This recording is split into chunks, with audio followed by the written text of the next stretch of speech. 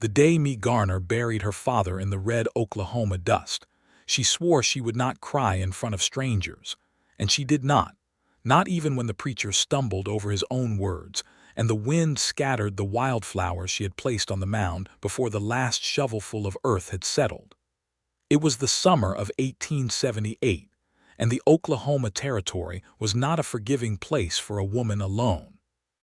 Mae was 24 years old. With dark copper hair she kept pinned beneath a wide-brimmed hat that had once belonged to her mother, and green eyes that had seen enough hard things to carry a quietness most people mistook for coldness. She was not cold. She was simply careful, the way a person becomes careful when the world has taught them that warmth, offered too freely, tends to get burned away. Her father, Elias Garner, had run a small livery stable outside the town of Caldwell, right on the Kansas-Oklahoma border, and he had run it honestly and barely. When he died of a fever that swept through that summer with terrible efficiency, he left me with $17, 3 horses of middling quality, a mule named Harold who bit everyone except her, and a debt to the First Territorial Bank of Caldwell that she had not known existed, until a man in a stiff collar appeared at her door 3 days after the funeral.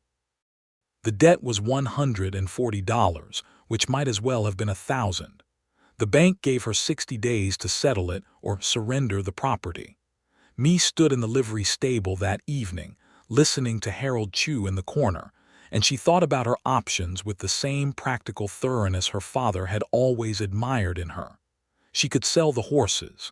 That would bring maybe $30 if she bargained hard. She could take in washing from the town women, which she had done before, and which paid in coins so small they felt like insults. She could write to her only living relative, her mother's sister in Missouri, who had 7 children of her own and a husband who drank. Or she could do something else entirely. She had heard about the cattle drives that were becoming the lifeblood of this part of the country. The great herds moving north from Texas along the Kishom Trail, stopping to rest and resupply at towns like Caldwell before the final push to the Kansas railheads. The drovers needed good horses, and they needed people who understood horses. Mae understood horses the way some people understood music, instinctively and completely, and she had been shoeing and trading and heeling them since she was old enough to hold a rasp. So the next morning, she put on her father's old work shirt, braided her hair back, and walked to the edge of town where a cattle outfit had set up camp the night before. The camp was a controlled kind of chaos, the way all working cattle camps were.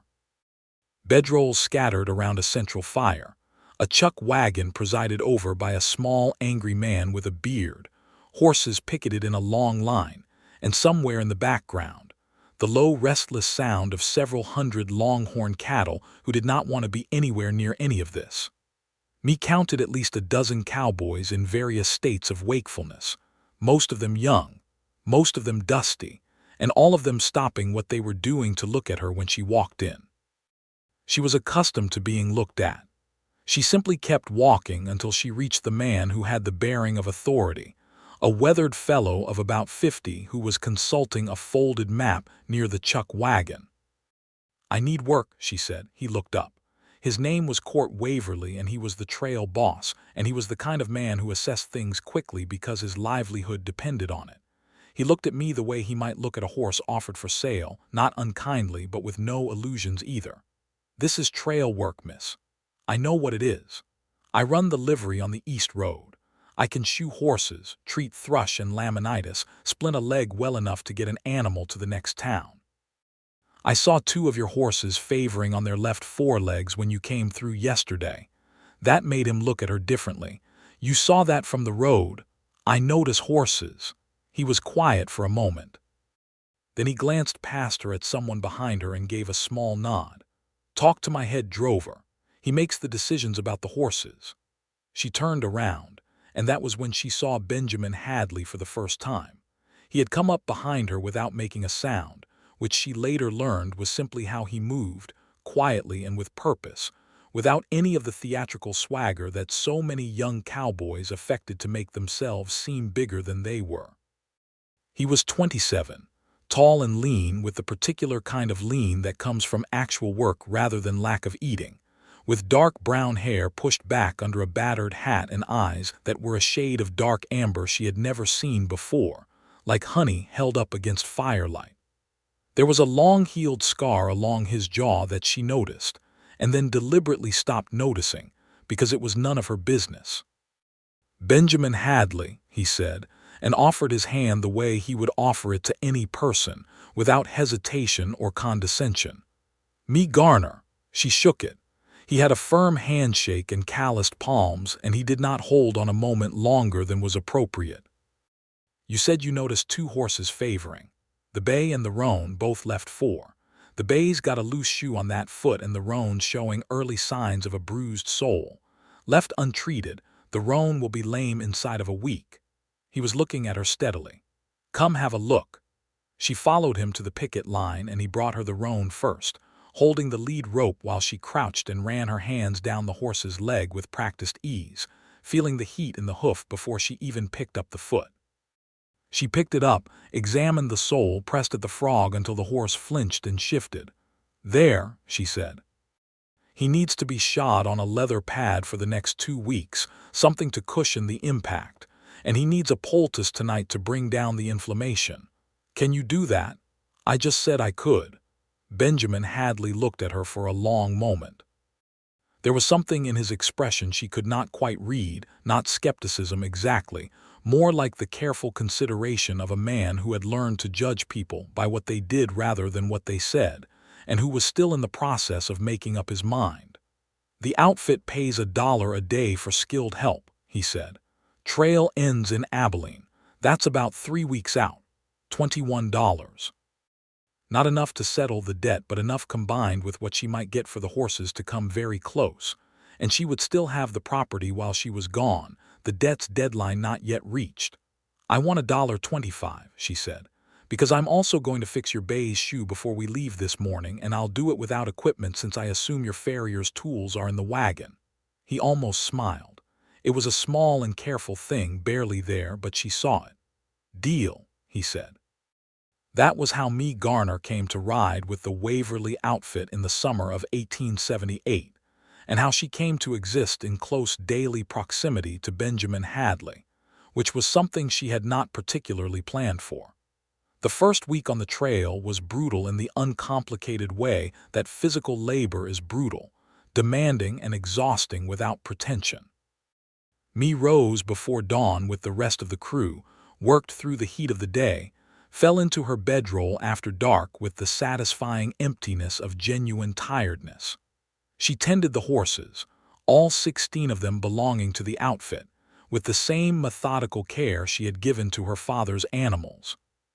The cowboys watched her with varying degrees of curiosity and skepticism, most of them deciding fairly quickly that she knew what she was doing and adjusting their opinions accordingly, because working cowboys are practical people who care more about competence than almost anything else. Benjamin Hadley watched her too, but differently. He watched in the way she had noticed he watched everything, attentively but without making a performance of it, filing away information. He worked harder than any man in the outfit, she noticed, taking the roughest watches, helping the weaker riders with tasks too large for one person, making decisions about the route and the herd with a quiet certainty that the men respected. They did not talk much in those first days. There was rarely time, and neither of them was the sort of person who felt compelled to fill silence with empty words. But they worked near each other often, because her work and his work overlapped in the way that the care of animals and the management of a cattle drive inevitably do, and Mae found herself noticing things about him that she had not meant to notice. The way he spoke to difficult horses with a low, unhurried patience that worked the way patience always works, by simply waiting for the other creature to run out of reasons to be afraid. The way he ate his meals thoughtfully, as though food was something to be properly appreciated, which was unusual in a camp where most men ate with the focused urgency of people who expected someone to take the plate away. The way he could be funny, dry and understated, and timed perfectly, in a way that made the crew laugh without him ever seeming to try for it. She also noticed, with the honest self-awareness that had always been one of her stronger qualities, that she was noticing all of this considerably more than was strictly necessary for professional reasons. On the 8th day out, the roan gelding that she had treated the first morning threw his shoe during a river crossing, and Mae was in the water to her knees retrieving it before Benjamin could say anything. She came out wet and swearing under her breath, which made the nearest cowboy laugh, and when she looked up, Benjamin was there beside her, helping her up the muddy bank with a hand offered without ceremony. "You didn't have to go in," he said. "He would have gone lame again." Lost shoe on a bruised hoof in a river crossing. She held up the recovered shoe, which she had somehow managed not to drop. He was looking at her with that quiet, amber-eyed steadiness. "You take the horses personally. My father did too. He used to say horses are the most honest animals on earth because they can't lie about pain." She didn't know why she said that. It came out simply, the way true things sometimes do when your guard is down and you're cold and wet and holding a horseshoe in a river. Benjamin was quiet for a moment. "He sounds like he was a good man." "He was." She shook the water from her hat and put it back on. "He's the one who taught me everything I know about horses, which is also everything I know worth knowing." They walked back toward the herd in a companionable silence that felt different from the earlier silences, warmer somehow, like a room where someone had recently lit a fire. That night, for the first time, they sat across the campfire from each other after supper, while Court Waverly's younger cousin played a harmonica badly but enthusiastically, and the other men drifted toward their bedrolls one by one.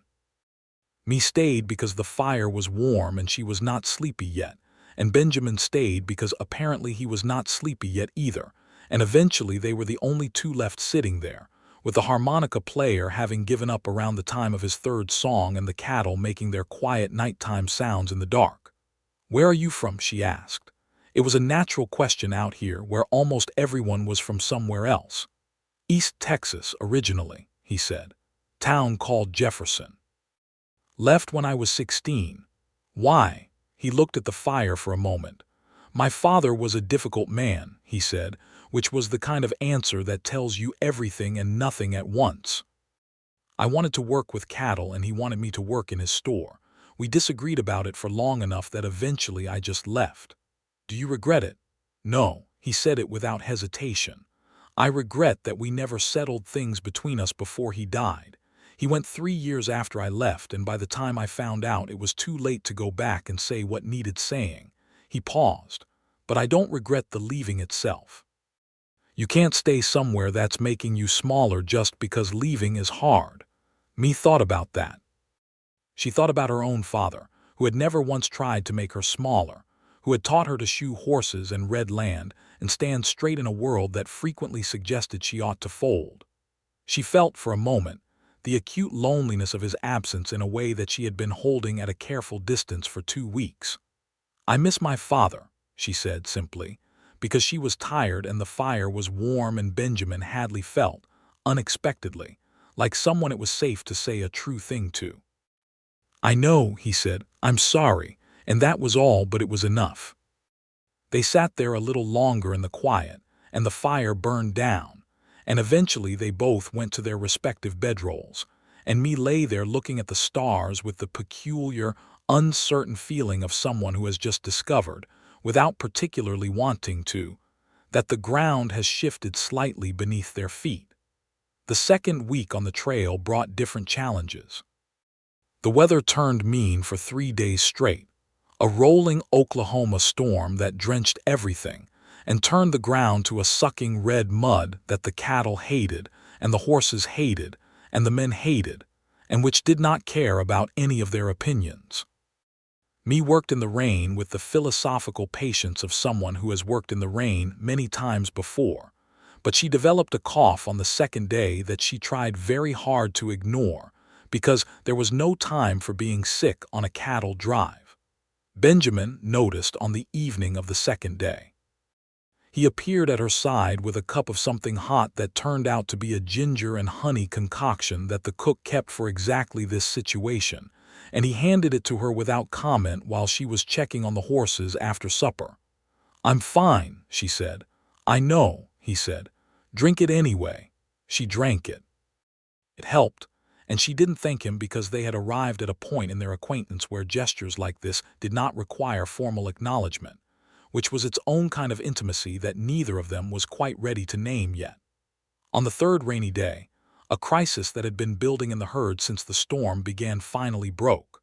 30 head of longhorns, spooked by a lightning strike that hit a tree 30 yards to the east of the camp, scattered in 3 directions at once in the late afternoon. It was a partial stampede, not the catastrophic full run that trail bosses had nightmares about, but bad enough. The crew spread out immediately, the experienced drovers moving with the automatic urgency of people who have done this before. Mae was not a drover.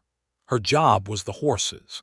But in the moment, she was mounted on a good quarter horse named Sable who was faster than anything else in the remuda, and the cattle were heading toward a ravine she had noted that morning as a potential danger, and she moved without thinking, turning Sable east and riding hard through the rain. She cut off the lead animals before they reached the ravine, pushing them back in the way she had watched the drovers do, leaning into the turn, using Sable's speed and her own positioning to redirect the flow of panicked animals back toward the main herd. It worked, imperfectly but adequately, and by the time the other riders reached her, the immediate danger had been contained. Benjamin rode up through the rain with an expression that was partly alarm and partly something else she could not immediately identify. "What were you doing?" "Preventing your cattle from going down a ravine," she said. "That's not your job." "No," she agreed, "but it needed doing." He stared at her for a long moment, and the rain fell between them, and then he shook his head in a way that suggested he was not entirely sure what to do with her. "You could have been trampled." "I could have," she said. "I wasn't." "Me." He said her name with a sudden seriousness that made her look at him directly. "Be careful, please." It was the please that caught her, not the command but the addition of that small word which transformed it from an order into something considerably more personal. She held his gaze for a moment in the rain, and then she turned Sable back toward camp, and neither of them said anything more about it that night. But she thought about it. She thought about it while she dried off and ate her cold supper and lay in her damp bedroll listening to the rain slow and stop.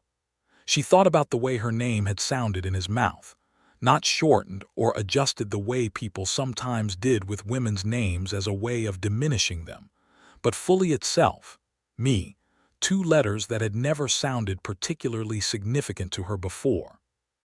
The rain stopped by morning and the trail dried out fast the way Oklahoma did, as if the land was in a hurry to forget it had ever been soft.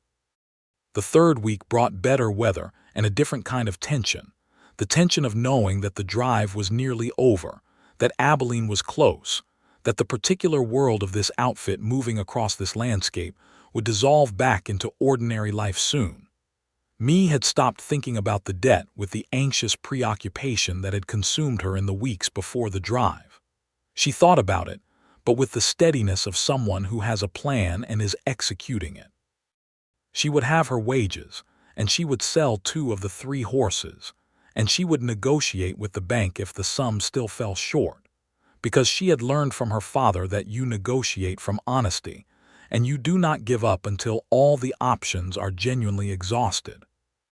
What she had not planned for was finding herself, 12 days into a cattle drive, in a state of feeling for another person that she recognized, with a mixture of certainty and something close to dismay, as the beginning of something that was not going to be easy to walk away from.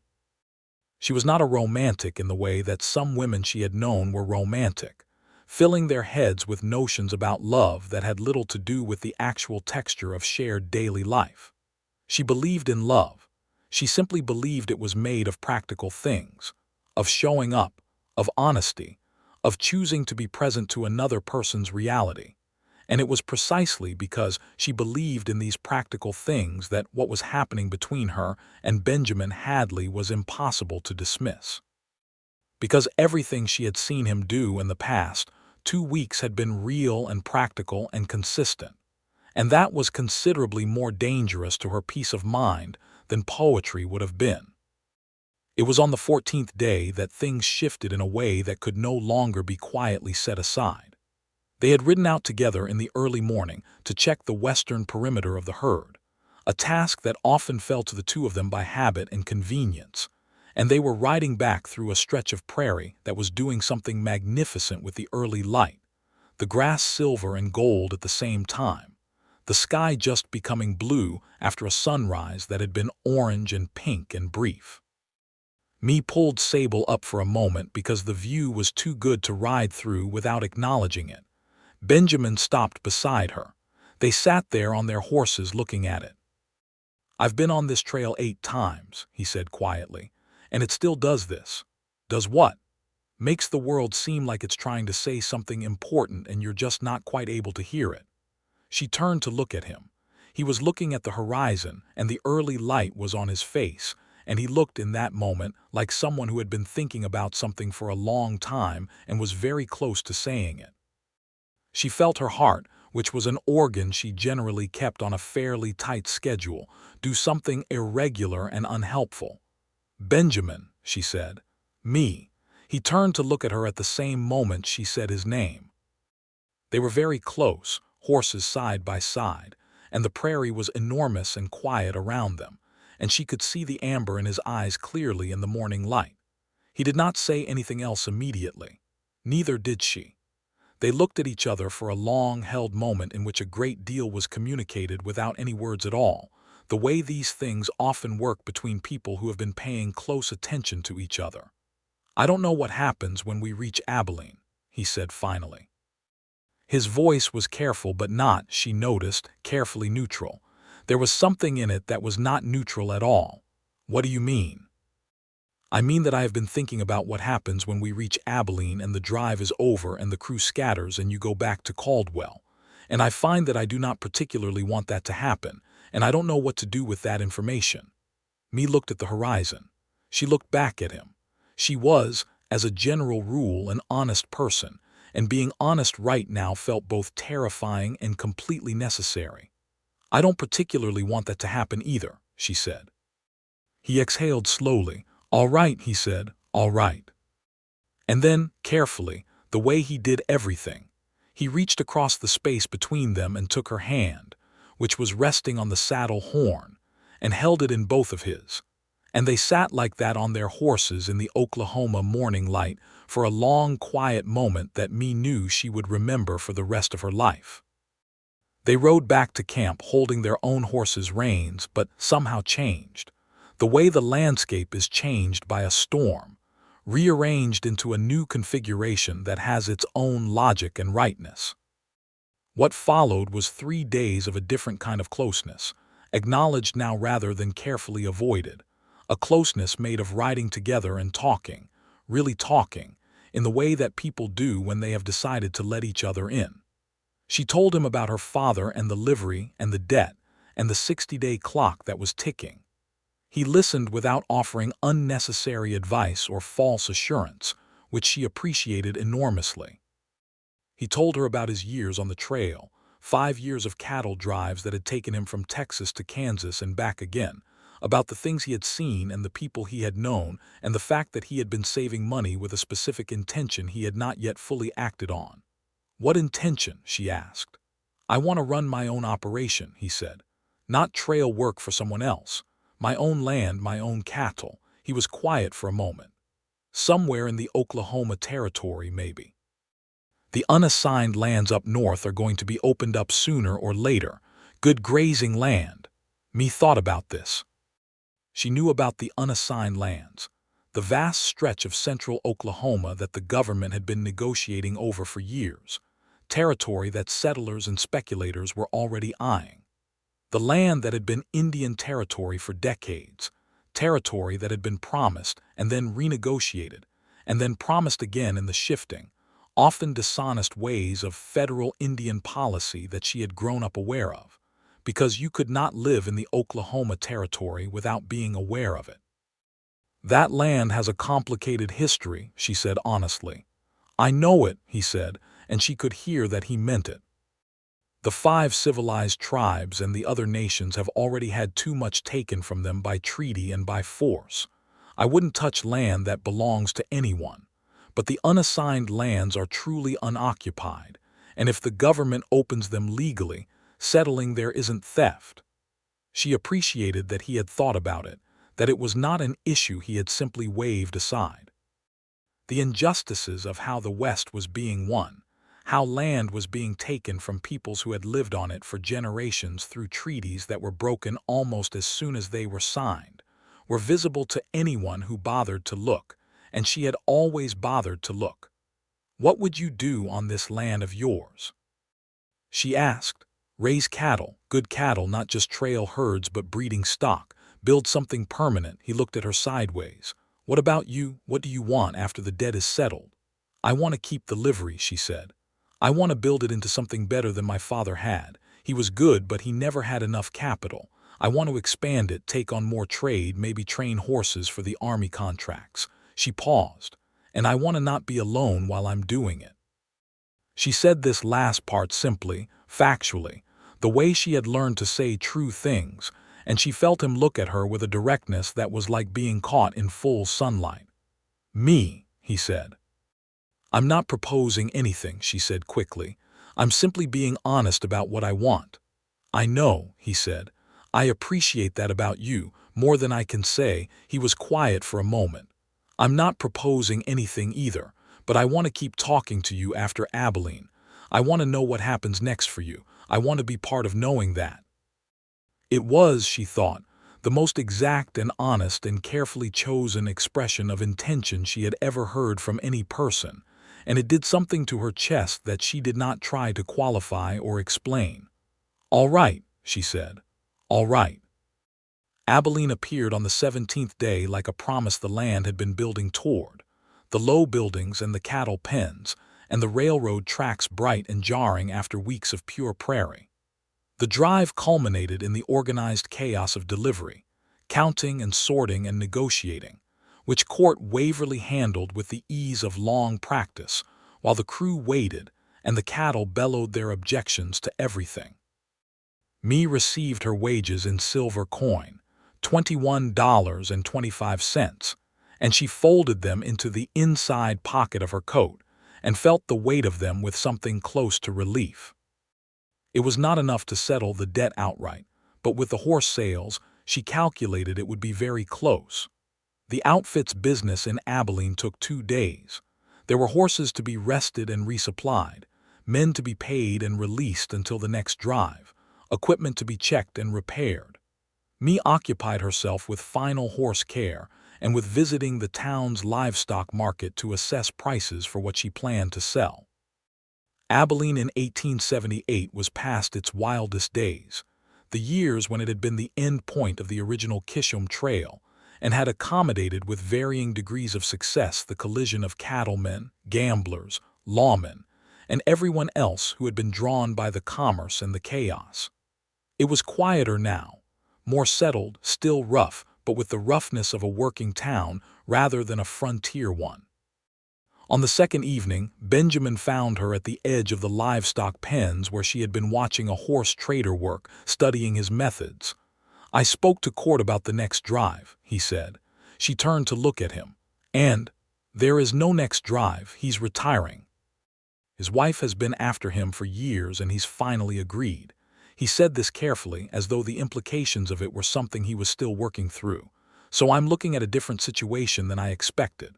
"What kind of situation?" "One where I need to decide what I'm doing next." He looked at her steadily. "I have money saved, enough for a real start, enough to do something with." A pause. "I've been thinking about Caldwell." Her heart did the unhelpful, irregular thing again. "Caldwell. I know it's where you're going back to. I know you have a livery and a debt and a life there. I'm not assuming anything, Mae. I want to be clear about that." He took his hat off. which she had noticed he did when he was being particularly sincere about something. "But I'm wondering if Caldwell might have use for a man who knows cattle and knows land, and who would very much like to continue the conversation we've been having." She looked at him for a long moment, this man she had known for 17 days, and felt she understood better than people she had known for years, because character reveals itself clearly under the particular pressures of trail life, and she had been watching his character express itself with remarkable consistency. "Come to Caldwell," she said. "See what you think of it. And will you still be talking to me when I get there?" "I expect I will," she said. "Yes."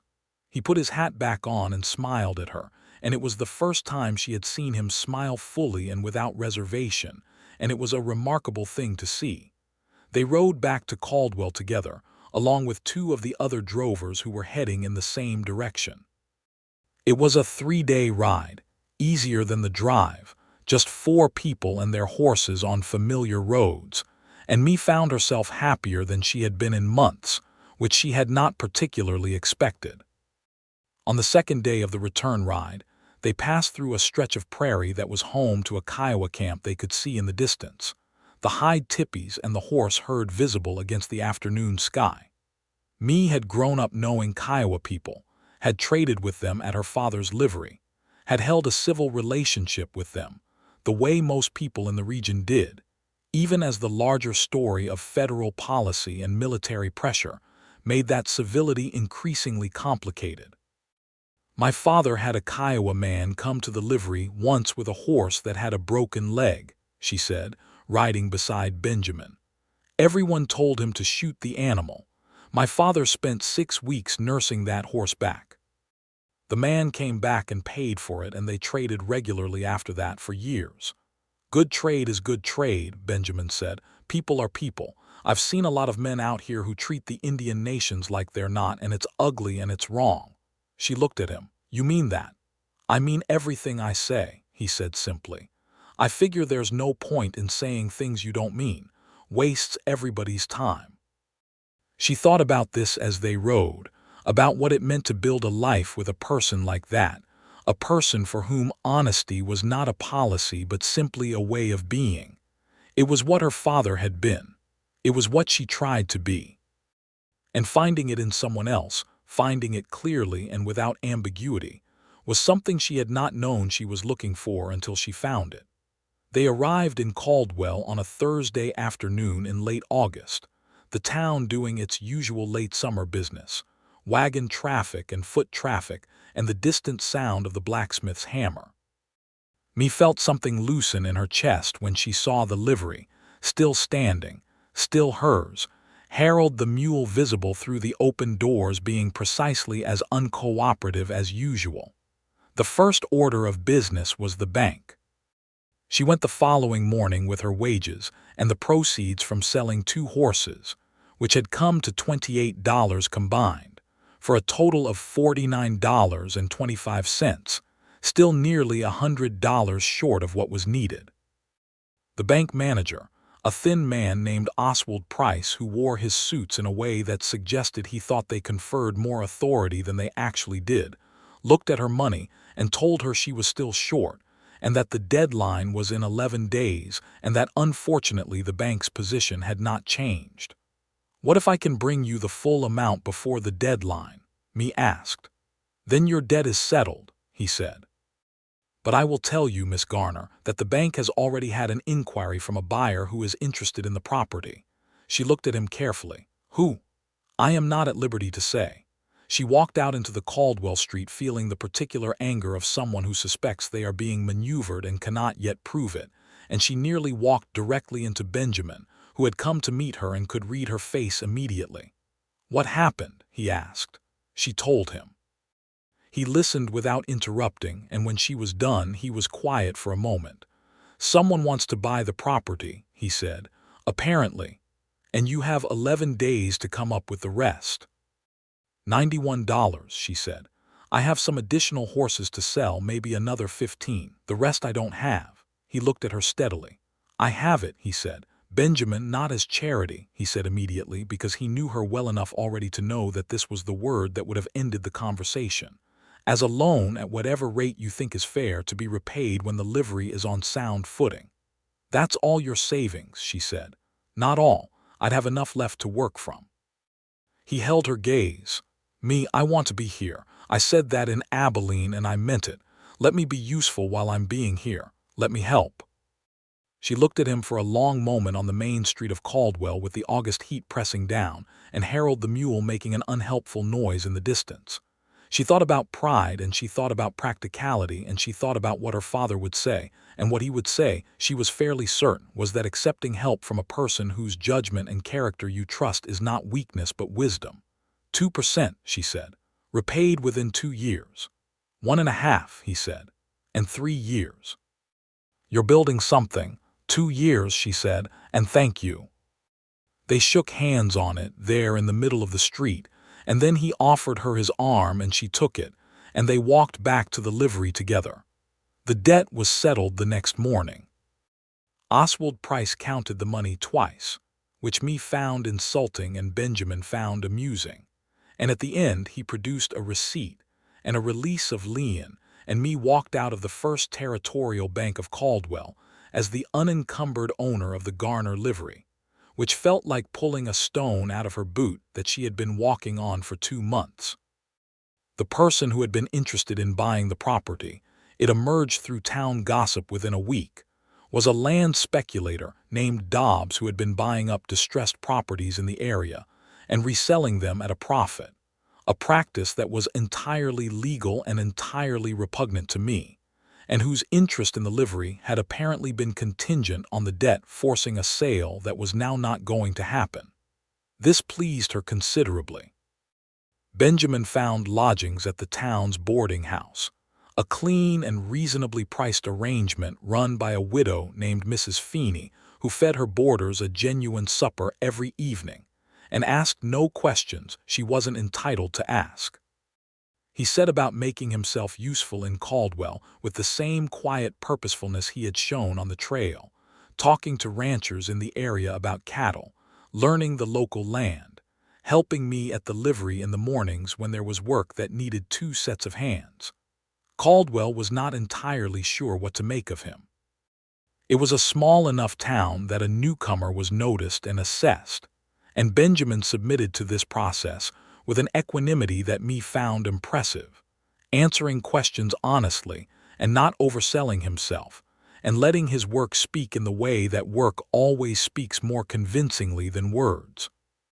There was one incident in the second week when a group of men at the saloon made an unkind remark about me in Benjamin's hearing, the kind of remark that men who feel threatened by competent women sometimes make in groups where they feel safe. Benjamin did not fight them, because he was not a man who solved problems with his fists when they could be solved otherwise.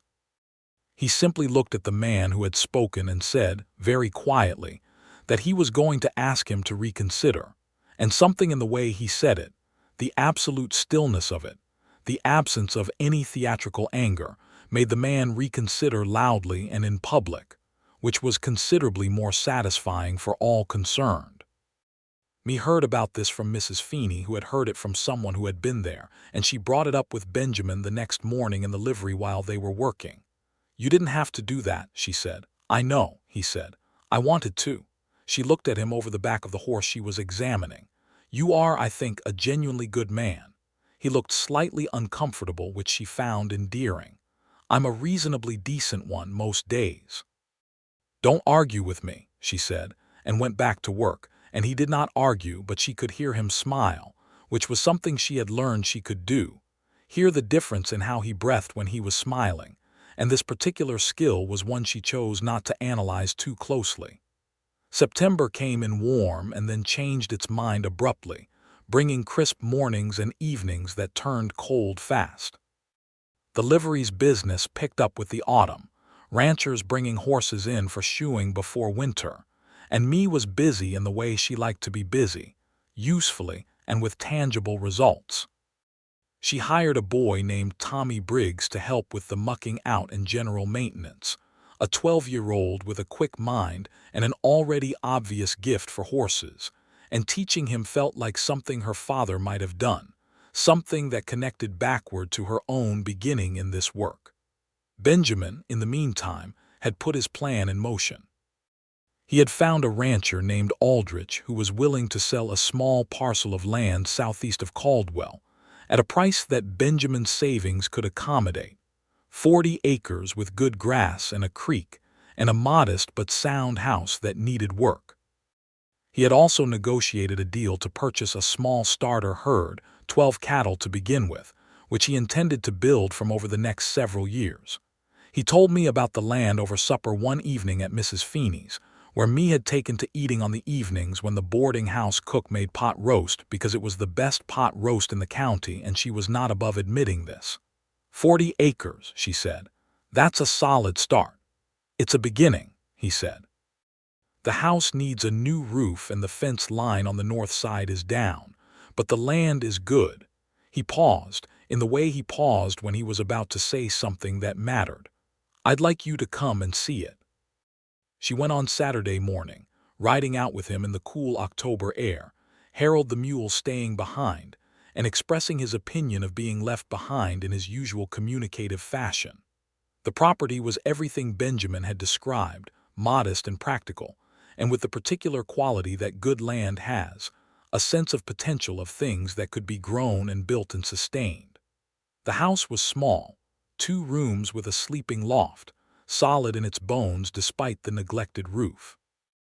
Me walked through it slowly, noting what needed doing and what was already sound, and she was aware the whole time of Benjamin watching her with the careful attention of someone who is paying attention to something that matters very much. She came to stand at the main window, which looked out over the pasture where the grass was golden in the October light. It's a good piece of land, she said. I know what I'm going to do with it, he said. He was standing behind her, and his voice was closer than she expected, and when she turned around she found that they were standing near enough together that she could see the amber in his eyes clearly without the benefit of any particular morning light. Benjamin, she said. I love you, he said. He said it the way he said everything, simply and without excess, without preamble or performance. I know that it's fast, by anyone's measure. And I know that you are a woman who makes her own decisions and values her independence, and I have no intention of complicating that. But I love you and I would rather tell you than not tell you, because you once told me that honesty is how you prefer things, and this is the most honest thing I can say. Me looked at him for a long, full moment. Her heart was doing something it had been threatening to do for weeks, something irreversible and completely ungovernable, and she thought about all the careful things she might say, all the measured and reasonable qualifications, and she thought about her father telling her that honest things said plainly are always better than honest things hedged until they become dishonest. I love you too, she said. And yes, it is fast and I don't care. He stepped forward and took her face in his hands very carefully, the way he handled everything he valued, and kissed her, and it was a gentle and unhurried thing, the kind of kiss that is an arrival rather than a departure, that says I am here and I intend to stay rather than I am passing through, and she put her hands against his chest and kissed him back with everything she meant. When they stepped back, the world outside the window was the same golden October pasture it had been before, and everything inside the window was completely different. Well, Me said, and her voice was not entirely steady, which she felt was excusable. Well, Benjamin agreed, and he was smiling the full smile again, the one she had seen for the first time in Abilene, and she thought that she would like to spend a very long time making sure she kept seeing it. The autumn unfolded into something Me had not had in a long time, which was a life that felt like her own, fully and completely. The livery was doing well, better than it had done under her father, because she had the energy and the practical shrewdness to grow it in ways that Elia's had never quite managed. She brought on the army contract that she had hoped for, providing shoeing services and temporary boarding for cavalry horses that passed through Caldwell, which paid reliably and respectably. She and Benjamin fell into a rhythm that was easy and right in the way that things are easy and right when they are genuinely suited rather than forced. They spent most evenings together, at Mrs. Feeney's or at the livery, or later when the weather was clear enough, at his property, sitting on the porch that he had repaired in early October, watching the land do whatever it was doing in the late evening light. They talked about everything. Books, because both of them read, me with her father's small collection of improving texts, and whatever she could borrow from the town's lending library, and Benjamin with a more eclectic range that included a battered copy of Moby Dick he had carried in his saddlebag for 3 years, and which he had read 4 times. They talked about the territory, about its future, about the unassigned lands question that was becoming a political matter of increasing urgency as the pressure from land-hungry settlers grew. They talked about their childhoods, their losses, their intentions, their private opinions about the various characters who made up the daily life of Caldwell, which were observations that made each other laugh and which they kept strictly to themselves.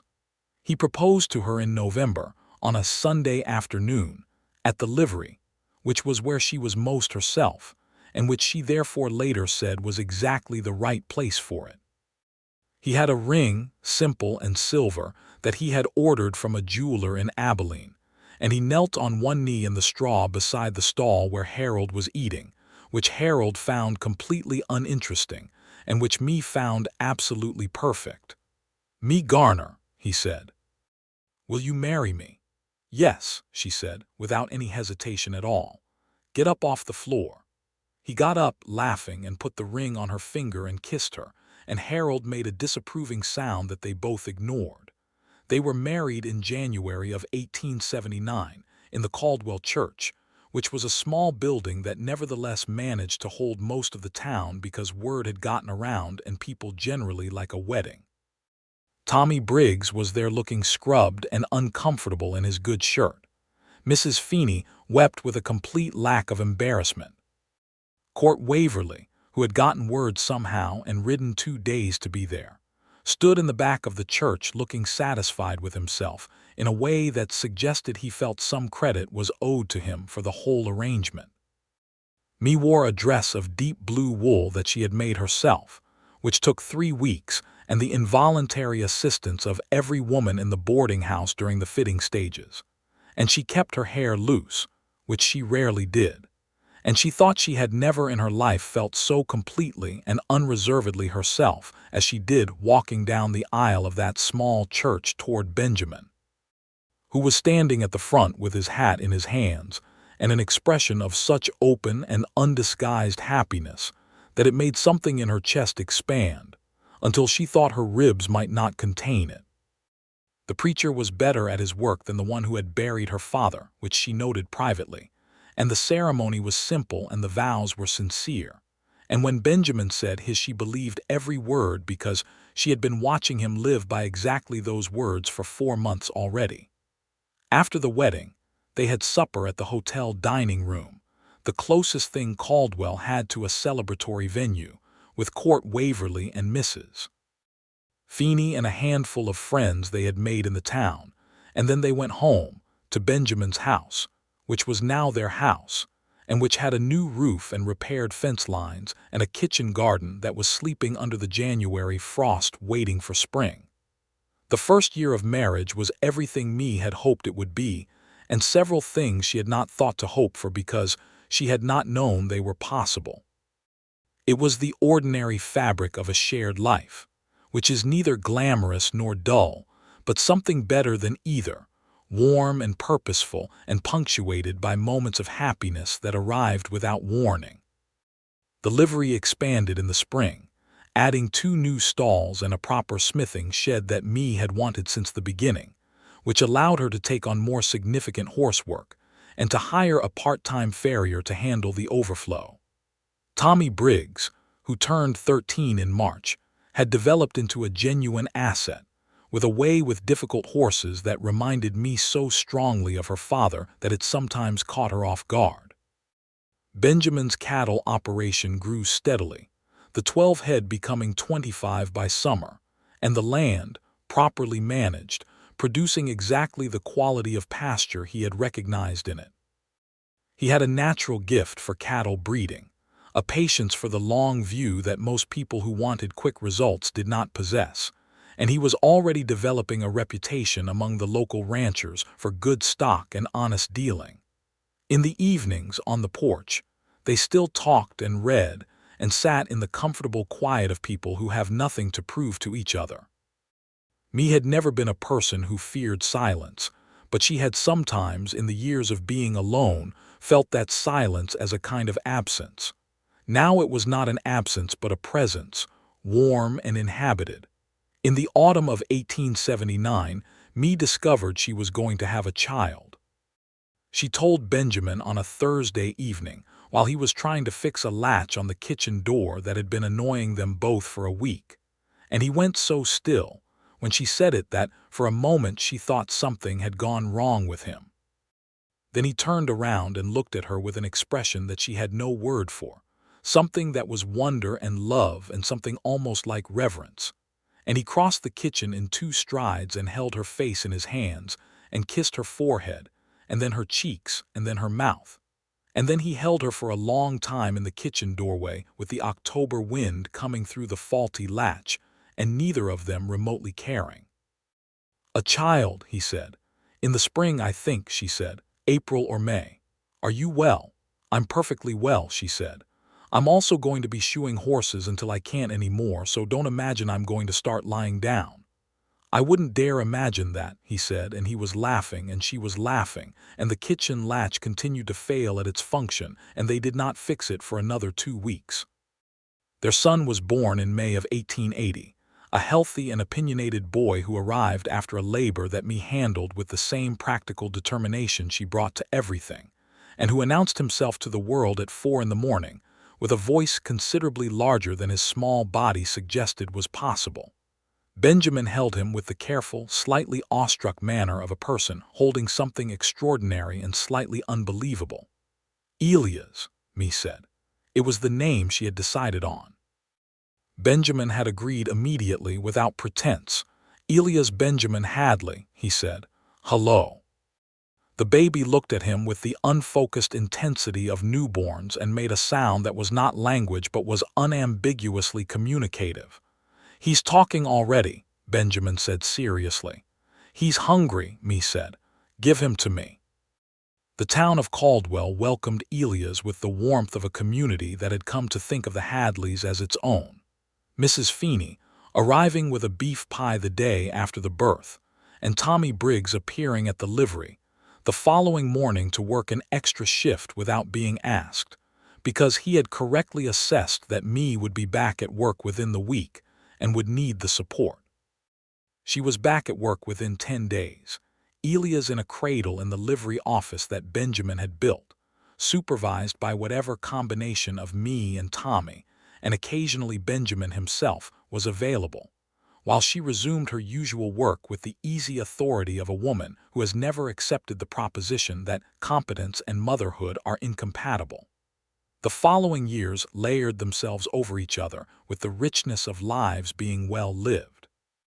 Elias grew from a demanding infant into a bright, headstrong boy who showed his father's patience and his mother's sharpness in equal measure, and who was, by the age of 3, showing a pronounced and passionate interest in every horse on the property. A daughter arrived in 1882, whom they named Clara, after nobody in particular, and because the name suited her from the first moment. A quiet and observant child who was Benjamin in miniature, right down to the careful amber eyes. The livery was now a genuine enterprise. 3 full-time employees besides Tommy, who had by this time become its de facto manager, a 16-year-old with more practical knowledge of horses than most men twice his age. The Army contracts were secure and had expanded. Mee had developed a particular reputation for the rehabilitation of injured horses, the same skill she had always had but now practiced with the confidence and resources that a properly established operation provided. Benjamin's ranch, which had grown to 80 acres and a herd of nearly 100, was the source of some of the best cattle stock in the county. He had the particular kind of local respect that comes from years of consistent, honest dealing, the kind that is not dramatic or loud, but is solid and lasting. He served one term on the local land commission, which he found interesting enough to do properly and not interesting enough to repeat, and he was on the organizing committee for the Caldwell Agricultural Fair, which Mae attended in 1883 and won a blue ribbon at, for a demonstration of horse rehabilitation that she would have been embarrassed by if she were the kind of person who was embarrassed by being right. In the spring of 1884, the political pressure about the unassigned lands came to a head. Word reached Caldwell that the federal government was seriously considering opening the central Oklahoma Territory to homestead settlement, the land that had been sitting empty and contested for years. Benjamin followed the news with the focused attention of someone who has personal history with the question, and he and me talked about it many evenings on the porch. "If they do it right," Benjamin said one evening, "with clear legal process and proper survey, it could bring in people who will build something lasting here. And if they don't do it right," Mae said, "then it'll be chaos and it'll disadvantage the people who play by the rules and advantage the people who don't." He was quiet for a moment. "It has to be done with respect for the land itself and the complex history of who's had claim to it. I worry that the pressure from speculators will make it messy." Mae thought about Dobbs, the speculator who had tried to acquire her father's livery, and about the broader pattern of men who saw land as something to extract from rather than something to steward. "It'll be messy," she said. "It usually is." "I know," he said. "But people like you and me, people who intend to stay and build, we're the ones who can make something good out of it if the opportunity comes. We're already doing it here."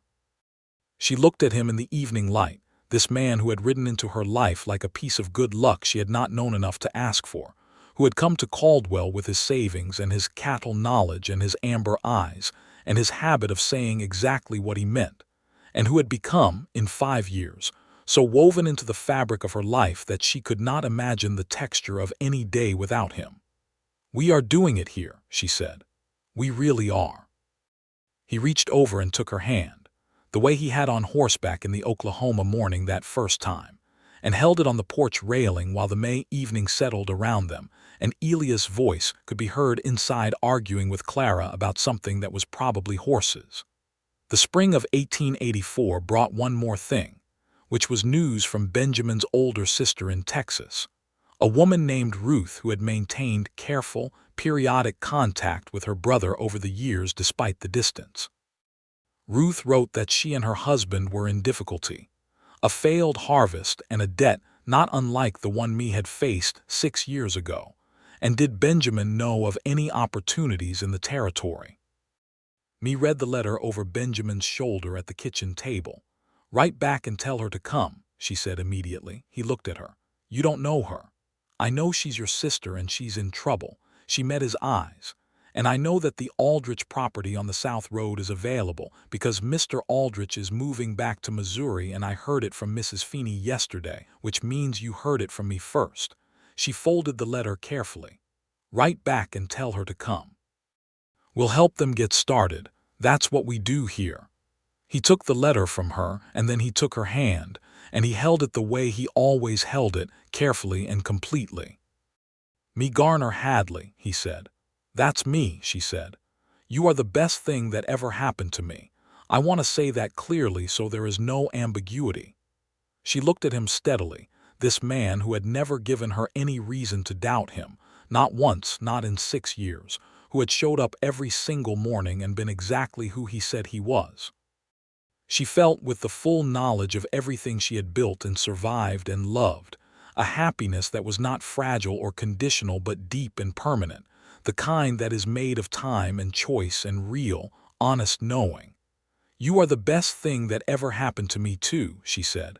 "Write the letter." He wrote the letter. Ruth and her husband James arrived in July, sunburned and somewhat bewildered and enormously grateful. And within a month, they were established on the Aldrich property with a loan from Benjamin and the considerable organizational assistance of me, who had more recently been the recipient of exactly this kind of help, and who therefore knew precisely what was most useful.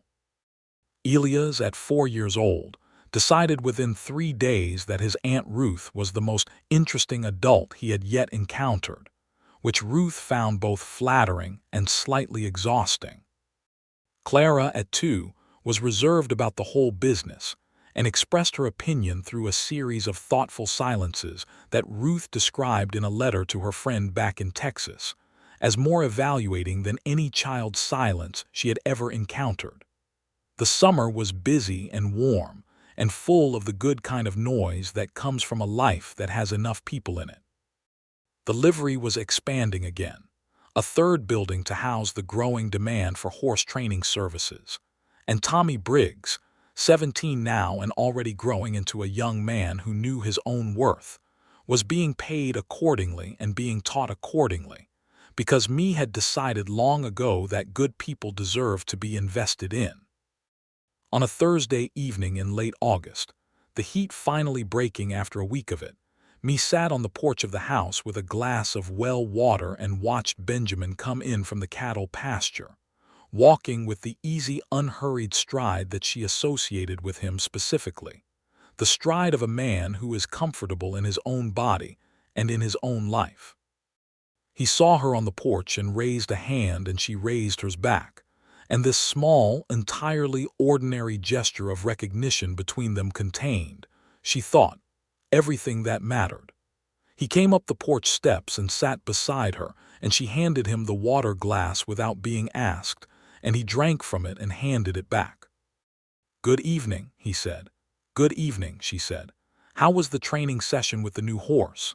"The gray," she shook her head. "2 steps forward, 1 step back, but he's smart. Smart is harder but better. Like most things worth the trouble," he said. She leaned her head against his shoulder, which she did sometimes in the evenings when the day had been long and the shoulder was available, and it was the most natural thing in the world. He put his arm around her, and they sat there watching the August evening unfold over the Oklahoma land, the sky doing something complicated and beautiful with the last of the light, the prairie grass moving in the small breeze that had finally come to relieve the heat. Inside, Clara was sleeping. Elias was allegedly also sleeping, but was almost certainly having a conversation with his favorite horse through the window, which was something he had developed the habit of, and which neither parent had the heart to stop. Ruth and James were visible at their property in the distance, the lamp light just becoming visible in their window. "We have a good life," me said. It was a statement of simple fact, not a boast or a wish, just a clear-eyed assessment. "We do," Benjamin said. "We really do." She thought about all the mornings she had risen in this house and known exactly where she was and exactly who was beside her and exactly what the day would hold, and how this knowledge, which sounded ordinary, was actually a profound and hard-won thing. She thought about the girl who had stood in her father's livery after the funeral with $17 and a mule who bit everyone, and the woman she had become, who had built something real and lasting in a territory that was still finding its shape. She thought about love, which she had once understood theoretically and now understood completely, the way you understand something you have lived inside of, its dailiness and its depth, the way it was built not in grand moments but in 1,000 ordinary ones. The shared morning coffee and the evening conversations, and the hands reaching for each other in the dark, and the laughter that came most readily in the kitchen, and the serious discussions about land and cattle and justice, and the future of this improbable, complicated, beautiful place they had chosen together. "When Clara is old enough," she said, "I want to teach her horses." "Of course," he said, "and Elias." Though I suspect Elias is already teaching himself. He told Harold he was in charge of him this morning. What did Harold say? Harold bit his hat. Me laughed, genuine and warm, the laugh that Benjamin privately considered one of the finest sounds he had ever heard in his entire life, and she felt him laughing too, quietly, and the evening settled around them in its August warmth, and the land stretched out before them, theirs and known and full of what was still to come. The years ahead would bring more of what the first years had brought, work and growth, and the ordinary blessings of a life built on honest ground. Elias would grow into a young man who combined his father's ease with animals and his mother's sharp, practical intelligence, and at 14 would be running his own section of the livery, with the confidence of someone who has been trained well and knows it. Clara would reveal, gradually and with the same quiet deliberateness with which she did everything, a gift for numbers and organization that would make her, at 12, the person both her parents consulted about the business books, a development that amused them both and which they encouraged without reservation. Ruth's property would flourish, and Ruth herself would become one of Mae's closest friends, the sisters-in-law finding in each other a mutual frankness and practical sensibility that made their friendship easy and durable. James would raise good horses on the Aldrich land, horses that Mae would help him select and train, and the two operations would become quietly interdependent in the way of families in working country. Tommy Briggs would, at 20, leave Caldwell for Abilene to take a position as head farrier for a large livestock operation, which Mae attended the farewell supper for with a pride she did not try to contain. She had written him a letter of recommendation that was also effectively a letter of love, the love that a teacher has for a student who has become something better than they could have imagined, and she gave it to him at supper, and he read it there at the table and had to excuse himself for a moment, which she understood, and which she considered the highest possible compliment. The Oklahoma Territory would continue to change around them. The land question would be resolved, imperfectly but legally, and new people would arrive, and the town of Caldwell would grow, and the livery would grow with it, and Benjamin's ranch would grow with it, and the Hadley family would be among the people who had been there when it was being built, and who would be there as it became something more settled and permanent. And through all of it, through every season and every change and every difficult thing that needed facing and every joyful thing that needed celebrating, they would be what they had been from the beginning, two people who had chosen each other clearly and without hesitation, and who renewed that choice every single day, in every ordinary gesture and every serious conversation, and every evening on the porch when the light was doing something beautiful over the Oklahoma land, and they were there to see it together. On the evening of their 10th wedding anniversary, in January of 1889, Benjamin made supper, which was something he did on occasions he considered significant, with a seriousness that Elias found deeply funny and Clara found touching and Mae found both. He had learned to cook over the years, not from any particular love of it but from the practical recognition that two people sharing a life should share the work of it. And while he would never rival Mrs. Feeney's pot roast, he could produce a creditable beef stew and a biscuit that was at least honest in its ambitions. The children ate and were sent to their rooms with the fiction of homework, which Clara actually did, and Elias used as an opportunity to read a very worn copy of his father's Moby Dick, which he had discovered the previous year, and was on his second reading. Benjamin and Mae sat at the kitchen table with the remnants of supper, and the lamp burning warmly and the January wind doing its best against the windows, which were now proper double-paned ones, because they had replaced them the previous spring. 10 years, Mae said. 10 years, he said. It feels like it should feel longer, she said, but also it doesn't at all. That's because it's all been accounted for, he said. None of it was wasted, so it all weighs the same, all of it feels present. She looked at him across the table. 10 years had done what 10 years does, the lines around his eyes deeper, the dark hair showing some gray at the temples that she privately found distinguished, and that he privately thought made him look old, a difference of opinion they had expressed to each other and agreed to disagree on. He was still the man who took his hat off when he was being sincere about something, who held her hand with the same care he had held it the first time, who said what he meant, and meant what he said with a consistency that had never once failed. She was, she knew, someone he saw fully and valued completely, not in spite of her sharpness and her independence and her willingness to say an honest thing plainly, but because of these things, because he had always understood that they were not obstacles to loving her but the very substance of her worth. And she had loved him with the full force of a person who had decided to love clearly and without reservation, who had given herself to the project of this life with both hands. "I would do it all exactly the same," she said. "Every day of it. I would not change a single morning."